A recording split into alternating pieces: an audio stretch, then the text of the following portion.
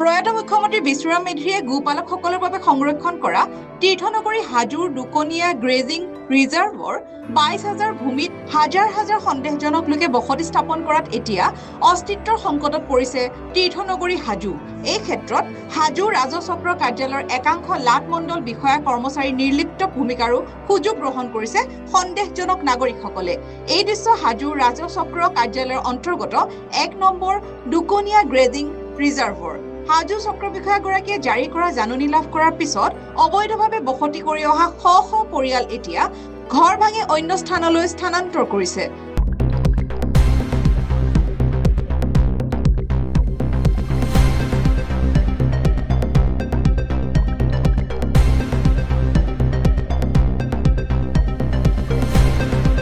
মুখ্যমন্ত্ৰী ডক্টৰ হিমন্ত বিশ্ব শৰ্মাক সন্মান জনাই জাননী পোৱাৰ পিছতে তেওঁলোকে নিজাকৈ ৰিজাৰ্ভৰ ভূমি খালী কৰি দিয়া বুলি অৱগত কৰিছে। তেওঁলোকে মুখ্যমন্ত্ৰী ডক্টৰ হিমন্ত বিশ্ব শৰ্মাক এইটো অনুৰোধ জনাইছে যাতে তেওঁলোকে ২০-২৫ বছৰ এই স্থানত বসতি স্থাপন কৰি অহাৰ পিছত তেওঁলোকক যাতে অন্য স্থানত থকাৰ সুবিধা কৰি দিয়ে।